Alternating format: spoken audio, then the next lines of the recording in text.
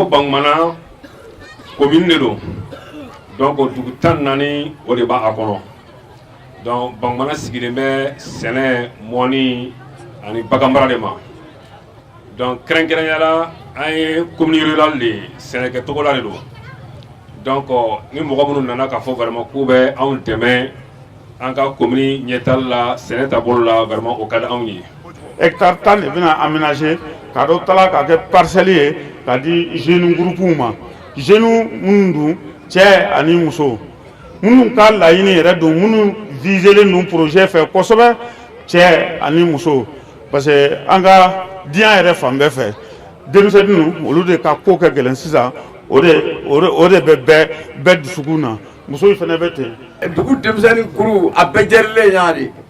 nka ni baara sɔrɔla an fɛ yan sisan min bɛ se ka kɛ sababu ka denmisɛnnin nasigi ay fana ka garijɛgɛ sɔrɔ an ka laɲini ye min de o y'o de. An bɛ bɔ yan an bɛ baara mun kɛ ni an taara o baara kelen de bɛ di an ma yen nɔ an ni sɛbɛnmata mun b'a jira k'a fɔ ko an qualifié don an bɛ se baara wɛrɛ la donc o foroba baara ninnu o de bɛ di an ma donc ni an bɛ se ka to o baaraw kɛ yen nɔ mun de la an t'o baara kɛ an fana fɛ yan nɔ nka ni an ko ko an b'an da don a la k'a fɔ ko mɔgɔw denmisɛnninw cɛw ani musow aw kana taa tagama la tagama bɛ se ka degun lase aw ma an fana ye hakilina sɔrɔ k'a fɔ bon an ka fɛn dɔ proposer u ye tagama place la mun bɛ se ka to u bɛ se ka to yan nɔ. A projet tigiw ko a bɛ a lajɛ fɔlɔ ka hectare 2 aménager ne y'o aménager an b'o baara ni u y'a ye k'a fɔ ko tagabolo ɲuman b'an bolo a bɛ hectare 8 tɔ fana aménager k'o di an ma. Baara kun fɔlɔ an bɛ ka mun kun kari tantɔ a kun fɔlɔ a musaka bɛɛ lajɛlen bɛ t'i jɔ $47,000 ani $40,000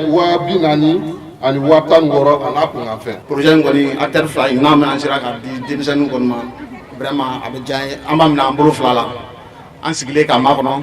an bɛ baara k'a kɔnɔ a kan ka k'a kɔnɔ cogo min na. An ka denmisɛnninw ni baara nin dir'u ma u kɛ baara nin kɛ u sibɔnkɔnɔla fankelen ye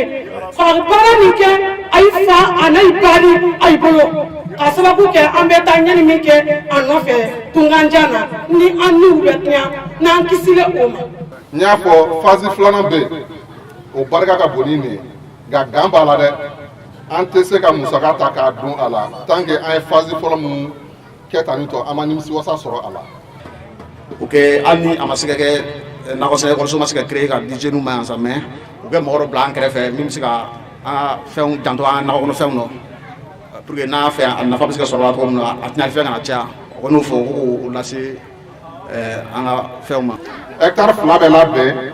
an bɛ kɔlɔn 2 sen hectare 1 bɛɛ kɔnɔ donc ka sotarama 1 san parce que ni baara kɛra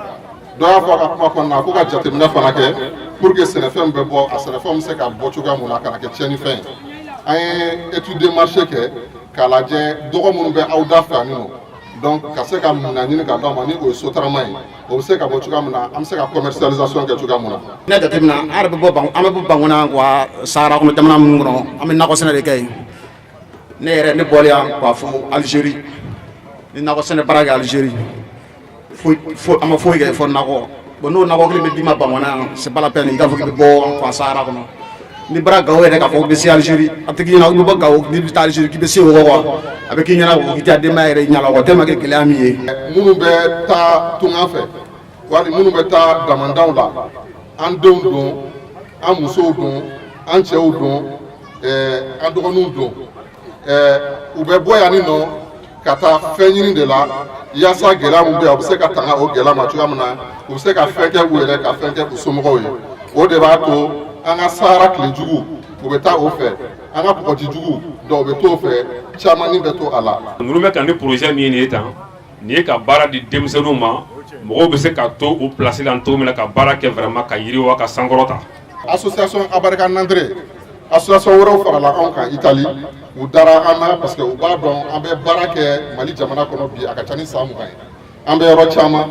an bɛ baara kɛ kɛnɛya kan an bɛ baara kɛ kalan kan an bɛ baara kɛ sɛnɛ kan wa an bɛ baara kɛ donc hali